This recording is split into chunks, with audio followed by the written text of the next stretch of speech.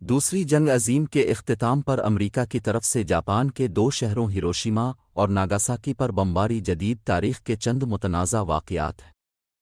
ان بم دھماکوں میں 2 لاکھ سے زیادہ لوگ مارے گئے اور جوہری ہتھیاروں کے استعمال کے بارے میں کئی سوالات کھڑے ہوئے۔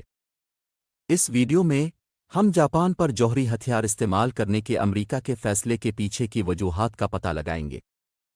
1945 کے موسم گرما میں ریاست ہائے متحدہ دوسری جنگ عظیم کو ختم کرنے کی دوڑ میں تھا۔ یورپ میں جنگ مئی میں ختم ہو چکی تھی، لیکن بحر الکاہل میں جنگ اب بھی جاری تھی۔ امریکہ 3 سال سے جاپان سے لڑ رہا تھا اور یہ تنازع تیزی سے سفاکانہ اور مہنگا ہوتا جا رہا تھا۔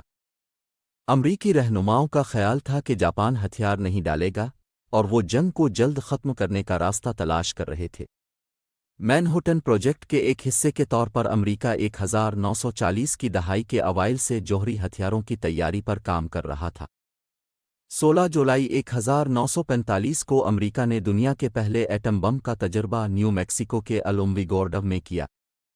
اس ٹیسٹ سے ثابت ہوا کہ امریکہ کے پاس ایک طاقتور نیا ہتھیار ہے جو بحر الکاہل میں جنگ کو ختم کر سکتا ہے۔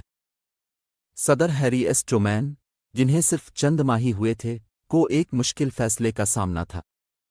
اسے ایٹم بم استعمال کرنے یا ایک ایسی وحشیانہ جنگ لڑنے کے درمیان انتخاب کرنا تھا جس کا کوئی خاتمہ نظر نہیں آتا تھا۔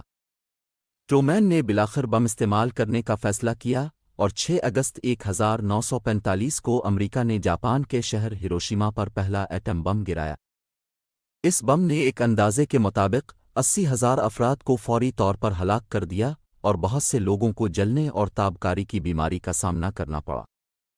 جاپان نے پھر بھی ہتھیار نہیں ڈالے اور 3 دن بعد امریکہ نے ناگاساکی پر دوسرا ایٹم بم گرایا، جس سے مزید 40,000 افراد ہلاک ہوئے۔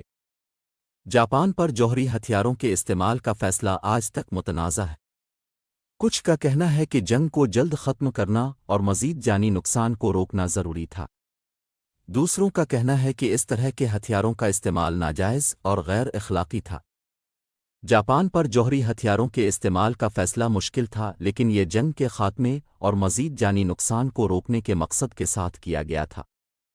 ہیروشیما اور ناگاساکی کے بم دھماکوں نے دنیا پر گہرے اثرات مرتب کیے اور جوہری ہتھیاروں کے استعمال کے بارے میں اہم سوالات اٹھائے۔ ہم صرف یہ امید کر سکتے ہیں کہ ان واقعات سے حاصل ہونے والا سبق ہمیں مستقبل میں ایسے ہی